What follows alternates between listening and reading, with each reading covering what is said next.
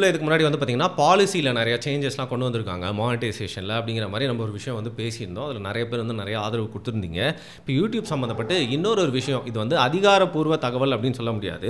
நிறைய டேட்டா வந்து கலெக்ட் பண்ணிட்டு இருக்கேன், நிறைய நியூஸ் இது மாதிரி வந்து படிச்சுட்டு இருக்கேன். என்னுடைய நண்பர் வந்து ஒரு பதிவு போட்டிருந்தாரு. அதன் மூலியமாக நான் பண்ண ஒரு குட்டி ரிசர்ச்சில் தான் இதை பற்றி உங்ககிட்ட பேசணும் அப்படின்றது. இது வந்து நிறைய பேருக்கு ரொம்ப இன்ட்ரெஸ்டிங்கான விஷயமா இல்லாமல் இருக்கலாம். பட் யூடியூப்பில் சேனல்ஸ் வச்சுருக்கவங்களுக்கு, இல்லை யூடியூப் அல்காரிதமை பற்றி கியூரியஸாக இருக்கவங்களுக்கு இது வந்து ஒரு இன்ஃபர்மேட்டிவான கண்டென்ட்டாக இருக்கும் அப்படின்னு நினைக்கிறேன். ஸோ என்னென்னா யூடியூப்பில் நிறைய ஜானர்ஸ் ஆஃப் சேனல்ஸ் இருக்குது. உங்களுக்கு தெரியும், இப்போது உதாரணத்துக்கு ஒரு பெரிய டிவி இருக்குன்னு வச்சுக்கோங்க. சரி, விஜய் டிவியே இருக்குது அப்படின்னா அவங்களோட ஷோஸ்க்கான குட்டி குட்டி கிளிப்ஸு, ப்ரோமோ அதெல்லாம் வந்து பார்த்திங்கன்னா அவங்க டிவியில் போடுற நாடகத்தெல்லாம் வந்து அவங்களோட சேனலில் வந்து ஏற்றிட்டே இருப்பாங்க. அது ஒரு கைண்ட் ஆஃப் யூடியூப் சேனல். அது மட்டும் இல்லாமல் நியூஸ் சேனல்ஸ் வந்து ஒரு பக்கம் லைவ் ஓடிட்டே இருக்கும், இன்னொரு பக்கம் வந்து நடந்த நியூஸ் எல்லாம் வந்து கட் பண்ணி ஒரு 2 நிமிஷம் 3 நிமிஷம் அப்படின்னு சொல்லிட்டு போட்டே இருப்பாங்க. இந்த மாதிரி பல விதமான சேனல்ஸ் இருக்குது. பிஹைண்ட் ரூட்ஸு, கலாட்டா, இந்தியா கிளிட்ஸு, இந்த மாதிரி சேனல்ஸ் வந்து சொல்லிகிட்டே போகலாம். இதை தாண்டி வந்து சினிமா மட்டுமே பேசக்கூடிய channel and individual content creators, தனியாக உட்காந்து எங்களை மாதிரி பேசிகிட்டு இருக்கவங்க, இல்லை வந்து இன்டர்வியூஸ் கண்டக்ட் பண்ணுறவங்க, அந்த மாதிரி சேனல்ஸ் இருக்கும். இன்னும் சில சேனல்ஸ்லாம் எப்படின்னு பார்த்தீங்கன்னா அவங்க வந்து காமெடி கான்டென்ட்லாம் பண்ணுவாங்க. அதை மட்டுமே 2 பேர் 3 பேர் சேர்ந்து வந்து பண்ணிருப்பாங்க இல்லையா. இதுமாதிரி பல விதமான சேனல் இருக்குது. இதில் ஒவ்வொரு விதமான சேனலுக்கும் ஒவ்வொரு விதமான கண்டென்ட்க்கும் இப்போ ஃபுட் சேனல் இருக்கும், ஃபுட்டை மட்டுமே செஞ்சு அழகாக வந்து காட்டுவாங்க இல்லையா, வில்லேஜ் குக்கிங் சேனல். அந்த மாதிரி வந்து பல சேனலுக்கு ஒவ்வொரு சேனலோட அந்த கைண்ட் ஆஃப் கான்டென்ட்டுக்கு வந்து பார்த்திங்கன்னா ஒவ்வொரு கேட்டகரியில் வச்சு அதற்கேற்ற மாதிரி தான் வந்து மானிட்டைஸ் பண்ணுவாங்க, அதாவது காசு கொடுப்பாங்க. ஸோ எல்லா யூடியூப் வீடியோஸும் ஒரு அமௌண்ட் ஆஃப் வியூஸ் போச்சுன்னா, எல்லா யூடியூப் வீடியோஸ் ஃபார் எக்ஸாம்பிள் வந்து நான் பண்ணுற வீடியோ வந்து ஒரு 1 லட்சம் போகுது அப்படின்னா, வேறு ஜானரில் ஒருத்தர் பண்ணுறாரு வீடியோ அப்படின்னா அதுவும் 1 லட்சம் போச்சுன்னா 2 பேருக்குமே காசு அப்படிங்கிறது ஒரே மாதிரி வந்து கொடுக்க மாட்டாங்க. அதில் வந்து வேறுபடும். குறிப்பாக வந்து எவ்வளோ நேரம் அந்த வீடியோ பார்த்துருக்காங்க அப்படிங்கிற எங்கேஜ்மெண்ட் டைமை வச்சு வந்து பார்த்திங்கன்னா அந்த காசு கொடுக்குற மானிட்டைசேஷன் அப்படிங்கிறது வந்து மாறுபடும். இதில் குறிப்பாக வந்து எந்த சேனல்ஸ்க்குலாம் அதிகமான காசு தருவாங்க அப்படின்னு பார்த்தீங்கன்னா, காசை பற்றி பேசக்கூடிய சேனல்ஸ் இருக்குல்ல, அதுக்கெலாம் வந்து அதிகமான வந்து யூடியூப் மானிட்டைசேஷன் இருக்கும். ஃபார் எக்ஸாம்பிள் வந்து எப்படி காசு சம்பாதிக்கிறது, ஸ்டாக் மார்க்கெட்டில் எப்படி போடுறது, எதில் இன்வெஸ்ட் பண்ணலாம், இந்த காசை வந்து எப்படி டபுள் பண்ணுறது அப்படின்னு சொல்லிட்டு முக்கியமாக மணி ஓரியன்டாக இந்த பிஸ்னஸ் ஓரியன்டாக பேசிட்டு இருக்க சேனல்ஸ்லாம் வந்து பார்த்திங்கன்னா அதிகமான மானிட்டைசேஷன்லாம் இருக்கும். இது வந்து நிறைய பேருக்கு தெரிஞ்சிருக்கலாம், சில பேருக்கு தெரியாமல் இருக்கலாம். அதனால சொன்னேன். அப்படி இருக்கையில் யூடியூப் தொடர்ந்து அதோட அல்காரிதமை வச்சு நீங்கள் போடக்கூடிய கான்டென்ட்லாம் வச்சு உங்களோட சேனல் எந்த மாதிரியான சேனல் அப்படிங்கிறத நீங்கள் ஏற்கனவே கேட்டகரைஸ் பண்ணியிருப்பீங்க டிஸ்கிரிப்ஷனில் நீங்கள் போடக்கூடிய விஷயங்கள் எல்லாத்தையும். அதையும் தாண்டி அதுவே வந்து புரிஞ்சுக்கும். அப்படி புரிஞ்சுக்கிட்டு ஓகே இது ஒரு என்டர்டெயின்மெண்ட் சேனல், இது ஒரு இன்ஃபோடெயின்மெண்ட் சேனல், இது வந்து பார்த்திங்கன்னா முழுக்க வந்து நியூஸ் சொல்லக்கூடிய ஒரு சேனல், இது முழுக்க வந்து அரசியல் பேசக்கூடிய சேனல், அரசியல் சம்மந்தப்பட்ட காணொலிகள்னால் இப்போ அது வந்து இன்டர்வியூஸாக இருக்கலாம், இல்லை வந்து அரசியல் சம்மந்தப்பட்டு ஒருத்தர் வந்து எக்ஸ்பிளைன் பண்ணி பேசுறதா இருக்கலாம், இல்லை வந்து அரசியல் சம்மந்தப்பட்டு தங்களோட கருத்துக்கள் வந்து நிறைய பேர் சொல்லிட்டு இருப்பாங்களா, அந்த மாதிரி சேனல்ஸ்லாம் இருக்குல்ல, அதை தனியாக கேட்டகரைஸ் பண்ணி இது வந்து பொலிட்டிக்கல் சேனல் அப்படிங்கிற அல்காரிதம்குள்ளே அப்படி எடுத்துக்கும். அப்படி எந்த சேனலெல்லாம் ஒரு பொலிட்டிக்கல் சேனல் அப்படிங்கிற அல்காரிதம்குள்ளே யூடியூப் எடுத்திருக்கோ அந்த சேனல்ஸ்க்கெல்லாம் கடந்த 3 மாதங்களாக, அதாவது வந்து பார்த்திங்கன்னா ஒரு 90 நாட்களுக்கும் மேலே வந்து அவங்களுக்கு வரக்கூடிய வியூஸு, அப்புறம் அவங்களுக்கு வரக்கூடிய வருமானம் அப்படிங்கிறதுல ஒரு பெரிய அடி வாங்கியிருக்கிறதா வந்து சொல்லப்படுது. அதுதான் வந்து நம்மளோட ஃப்ரெண்டோட தகவல். அந்த கட்டுரையில் நான் வந்து பார்த்தேன். அதில் குறிப்பாக என்ன சொல்கிறாங்கன்னு பார்த்தீங்கன்னா, யூடியூப்பு மக்கள் வந்து என்ன பிடிக்கிறாங்களோ அதை கொண்டு போய் மக்கள்கிட்ட வந்து ரெக்கமெண்ட் பண்ணிகிட்டே இருக்கும்.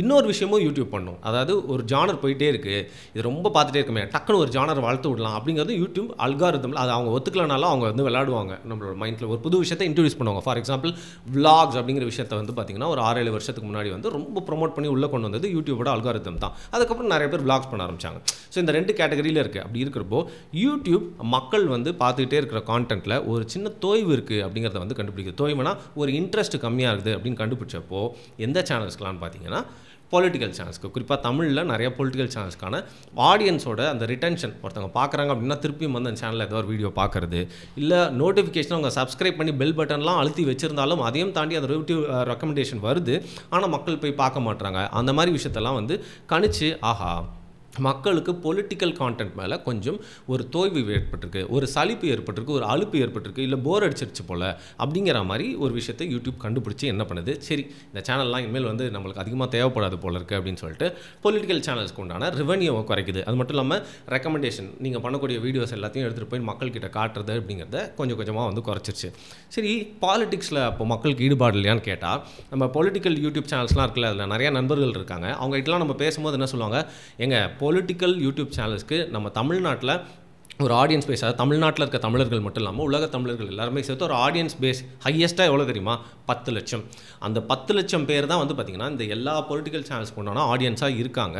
ஒரு ஹையஸ்ட் வியூவாகவும் பார்த்திங்கன்னா வந்து ஆல்மோஸ்ட் ஒரு 1 மில்லியன் தான் தொடும். ஆனால் அதற்கு மேலே போகிறதுக்கான வாய்ப்பே இல்லை. ஸோ பொலிட்டிக்ஸ் பேஸ்னாலே யூடியூப்பில் பார்க்குறதுக்கு இவ்வளோ பேர் தாங்க இருக்காங்க அப்படிங்கிறத பரவாயில்ல நிறைய பேர் வந்து என் ஃப்ரெண்ட்ஸ்லாம் சொல்லி நான் வந்து கேட்டிருக்கேன். அதாவது பொலிட்டிக்கல் கான்டென்ட் பேசுகிற யூடியூப் சேனலில் வச்சுருக்கோங்க. அப்படி இருக்கிறப்போ இவங்க எல்லாருமே வந்து பார்த்திங்கன்னா தொடர்ந்து இந்த மாதிரி பொலிட்டிக்கல் வீடியோஸை பார்த்து ஒரு பாயிண்ட் ஆஃப் டைமில் சலிப்படைஞ்சிருக்காங்க. அதனால் அதை விட்டுட்டு முற்றிலுமாக இப்போ என்னோட அல்காரிதம்லாம் பார்த்திங்கன்னா அதிகமாக நியூஸ் கான்டென்ட் வந்துட்டே இருக்கும் என்னோட யூடியூப்பில்.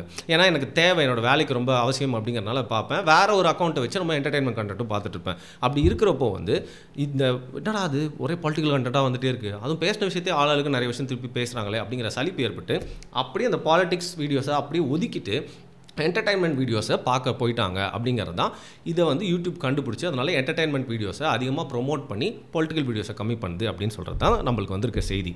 இதை தாண்டி இதற்கான முக்கியமான காரணம் என்னன்னு கேட்டிங்கன்னா இந்த பொலிட்டிக்கல் யூடியூப் சேனல்ஸ் தான் அப்படின்னு சொல்லலாம். அதில் குறிப்பாக என்னென்ன விஷயங்கள்லாம் அவங்க வந்து சொல்கிறாருன்னு பார்த்தீங்கன்னா, ஒரு வீடியோ ஹிட் ஆச்சு, நிறைய பேர் பார்த்தாங்கன்றத தாண்டி வைரல் ஆகிறது அப்படிங்கிறதுல பல பேரோட கண்ணில் பட்டது, பல தளங்களில் ஷேர் பண்ணுறது அப்படிங்கிறது கம்மியாயிடுச்சு. ஏன்னா மக்களோட ஈடுபாடு குறைஞ்சிச்சு அப்படிங்கிறனால மட்டும் இல்லாமல் இதில் சில விஷயங்கள்லாம் இந்த பொலிட்டிக்கல் யூடியூப் சேனல்ஸ் வந்து கான்சன்ட்ரேட் பண்ணி பண்ணுறதுனால, அதை திருப்பி ரிப்பீட் பண்ணி பண்ணுறதுனால இதனால தான் மக்களுக்கு ஃபஸ்ட்டு வந்து சலிப்பு ஏற்பட்டிருக்குன்னு சொல்கிறாங்க. உதாரணத்துக்கு அதிர வைத்த முதல்வர், மாஸ்க் காட்டிய ஸ்டாலின், அப்செட் ஆன ஸ்டாலின், பயந்து போன பிரதமர் மோடியின் ராஜதந்திரம், அதுக்கப்புறம் வந்து மாஸ்க் காட்டிய விஜய் ரசிகர்கள் செய்த சம்பவம், சீமான் அண்ணனின் வெறித்தனமான தீப்பொறி பறக்கும் பேச்சு, இந்த மாதிரி விஷயங்கள்லாம் இதெல்லாம் வந்து பார்த்திங்கன்னா டேக்ஸ் அதிகமாக வந்து தம்ப்நெயிலில் போடுறது, அப்புறம் டைட்டிலில் போடுறது அப்படிங்கிற மாதிரி ஓவர் யூஸ் பண்ணுறதுனால பேசிக்கலி இது எத்தனை வாட்டிடா இதே மாதிரி பார்க்குறது அப்படிங்கிற மாதிரி ஒரு சலிப்பு மக்களுக்கு ஏற்பட்டுறதுனால பொலிட்டிக்கல் சேனல்ஸை கொஞ்சம் கொஞ்சமாக மக்கள் விட்டு தூரம் போயிட்டாங்க அப்படின்னு சொல்லுது. அதையும் தாண்டி இந்த மூத்த பத்திரிகையாளர்கள் அப்படின்னு சொல்லுவாங்க, நம்ம யாரையுமே குறைத்து மதிப்பிடல, யாரையுமே வந்து அசிங்கப்படுத்தணும்னு சொல்ல, பட் இருக்கிற ரியாலிட்டியை சொல்கிறோம். இந்த மூத்த பத்திரிகையாளர்கள் இல்லை அதிகமாக நிறைய சேனல்ஸில் போய் பேசுகிறவங்க என்ன பண்ணுறாங்கன்னா, ஒரு பாயிண்ட் ஆஃப் டைமில் அவங்களுக்கே பேச இஷ்டம் இல்லைனா கூட யூடியூப் சேனல்ஸில் கெஸ்ட்டு ரொம்ப கம்மியாக இருக்குது, அதில் ஒரு பஞ்சம் இருக்குது அப்படிங்கிறனால அவங்கள கூப்பிட்டு சார் ப்ளீஸ் சார் கொஞ்சம் எக்ஸ்ட்ரா பேமெண்ட் தரேன் சார், எனக்காக பண்ணுங்க சார் இந்த ஒரு வாட்டி மாட்டின்னு சொல்லிட்டு ஒரே டாப்பிக்கை நிறைய சேனல்ஸில் ஒரே ஆளை வச்சு பேச வைக்கிறதுனால அவர் நிறைய இடங்களில் பேசுகிறப்போ வந்து ஒரே மாதிரி பேசினா அப்படி சரி கொஞ்சம் இந்த இடத்துல சர்க்கரையை கலந்துப்போம், இங்கே கொஞ்சம் உப்பை கலந்துப்போன்னு சொல்லிட்டு ஒரே கருத்தை வந்து வேறு மாதிரி மாற்றி சொல்கிறாங்க. சில நேரங்களில் இதே மூத்த பத்திரிகையாளர்கள் அவங்களோட ஸ்டாண்டை வந்து ஒரு சேனலில் ஒரு மாதிரியும் வேறு சேனலில் வேறு மாதிரியும் சொல்கிறதுனால இது எல்லாமே சேர்த்து ஒரு பொலிட்டிக்கல் கண்டென்ட் அப்படிங்கிறதுக்கு ஒரு சலிப்பு ஏற்பட்டுச்சு. அது மேலே உண்மைத்தன்மையும் மக்கள் நண்பரதை வந்து கம்மி பண்ணிட்டாங்க. இதனால தான் பொலிட்டிக்கல் யூடியூப் சேனல்ஸ்க்கு ஒரு பெரிய டிக்ளைன் ஏற்பட்டிருக்கு அப்படின்ற மாதிரி சொன்னார். ஆனால் எனக்கு எதிர்கருத்தாக மனசில் என்ன தோணுச்சுன்னா, தேர்தல் வேறு நெருங்கிட்டே இருக்குது. அரசியல் ஈடுபாடு இல்லாதவங்களும் இந்த தேர்தல் வர்ற வரைக்கும் அடுத்த 8 மாதத்துக்கு 7 மாதத்துக்கு வந்து அரசியல் கான்டென்ட்டை ரொம்ப கன்சியூம் பண்ண விரும்புவாங்க இல்லையா? ஆனால் இந்த நேரத்தில் எப்படி ஒரு டிக்ளைன் ஏற்பட்டிருக்கு அப்படிங்கிறது எனக்கு ஒரு சந்தேகமாகவும் கேள்வியாகவும் இருக்குது. இதற்கு அந்த நண்பர்கிட்டே திருப்பியும் ஃபோன் பண்ணி கேட்டால் என்ன பதில் சொல்கிறாருன்னு பார்க்கலாம். ஸோ அடுத்த 7-8 மாதத்துக்கு பொலிட்டிக்கல் கண்டென்ட் தான் ஒர்க் ஆகும் அப்படிங்கிற மாதிரி நான் நினச்சிட்டு இருந்தேன். பட் இப்போ அது இல்லை அப்படிங்கிற மாதிரி அவர்னு சொல்லியிருக்காரு. இதை தாண்டி நியூஸ் சேனல்ஸை பற்றி வரும். நியூஸ் சேனல்ஸோட டெஸ்பரேஷன் பற்றியும் அதில் ஒரு விஷயம் சொல்லியிருந்தார். என்ன சொல்லியிருந்தாருன்னா, நியூஸ் சேனல்ஸ் வந்து நியூஸ் அப்படிங்கிற ஒரு விஷயத்தை போட்டால் பார்க்காம கற்பழிப்பு, கள்ளக்காதல், எங்கேயாவது ஒரு குழந்தை வந்து ஒரு குழிக்குள்ளே விழுத்து செத்துருச்சுன்னு வச்சுக்கோங்களேன், அதே மாதிரியான திருப்பி நியூஸ் எடுத்து போடுறது, பாலியல் அத்துமீறல், செயின் பறிப்பு, இது எல்லாத்தையுமே வந்து முடிந்த அளவுக்கு மசாலா போட்டு, அது மட்டும் இல்லாமல் இப்போ எல்லாருமே வந்து பார்த்திங்கன்னா ஒரே ஏஐ சாஃப்ட்வேர் யூஸ் பண்ணி அந்த சித்தரிக்கப்பட்டவைக்கு ஃபர்ஸ்ட்லாம் ஒரு ஆர்ட் ஓவியத்தை போடுவாங்க. இப்போ எல்லாருமே இந்த ஏஐ யூஸ் பண்ணி போடுறாங்க. ஸோ டெஸ்பரேஷன் நிறையா தெரியறதுனால எப்படியாவது மக்கள்கிட்ட கொண்டு போய் சேர்க்கணுன்றதுனால அது நியூஸ் அப்படிங்கிறத தாண்டி மசாலாவாக வந்து மாறி ரொம்ப நாள் ஆயிடுச்சு. இதுவும் பார்த்திங்கன்னா மக்களுக்கு மத்தியில் இப்போ சலிப்பு ஏற்பட ஆரம்பிச்சிருக்கு. இது போக போக ஏற்கனவே வந்து பார்த்திங்கன்னா டிவி சேனலாக நியூஸ் சேனலுக்கு லாபம் அப்படிங்கிறது பாதித்து அட்வர்டைஸ்மெண்ட்டும் ரொம்ப கம்மி ஆயிடுச்சு. அது மட்டும் இல்லாமல் எல்லாருமே யூடியூப்பில் நியூஸ் பார்த்து போயிடுறாங்க அப்படிங்கிறனால தான் அவங்களோட நியூஸே அவங்க வெட்டி வந்து யூடியூப்பில் ஒரு லாபம் பார்க்கலாம், இதில் ஒரு ட்ராக்ஷன் கிடைக்கணும் அப்படின்னு பண்ணுறாங்க. பட் இந்த டெஸ்பரேஷன் வந்து போக போக எப்படி பொலிட்டிக்கல் யூடியூப் சேனல்ஸை வந்து மக்கள் தவிர்க்க ஆரம்பித்தாங்களோ அதேமாதிரி நியூஸ் சேனல்ஸையும் வந்து முற்றிலுமாக தவிர்த்து வேறு ஒரு மீடியத்தின் மூலியமாக வந்து இந்த தகவல்களை பெறறதுக்கான வாய்ப்பு இருக்குது, அதை நோக்கி போகிறதுக்கான வாய்ப்பு இருக்குது அப்படின்னு சொல்கிறார். எது எப்படியோ நம்ம இந்த ஃபீல்டில் இருக்கோம் அப்படிங்கிறனால இப்போ நம்ம என் சேனலில் வந்து எனக்கு பிடிச்ச விஷயங்கள் எல்லாமே பண்ணுவோம். எனக்கு அரசியலும் பிடிக்கும், என்டர்டெயின்மெண்ட்டும் பிடிக்கும். அது மட்டும் இல்லாமல் ரேண்டம் திங்ஸ் பற்றியும் பேசுறது பிடிக்கும், உலக செய்திகள் பற்றியும் பேசுவோம். இன்றைக்கி என்ன இருக்கும் பேசணும்னு தோணுதோ, எதை வந்து மக்கள்கிட்ட கொண்டு போய் சேர்க்கணும்னு எனக்கு ஆசையாக இருக்கும். அதனால் வித்தியாசமாக பண்ணிகிட்டே இருப்போம். ஸோ எங்களை மாதிரி ஆட்கள் இந்த மாதிரி ஒரு ப்ராக்கெட்டில் மாட்டிக்காமல் தப்பிச்சுக்கிறதுக்கு வாய்ப்பு இருக்குது அப்படின்னு எனக்கு வந்து தோணுச்சு.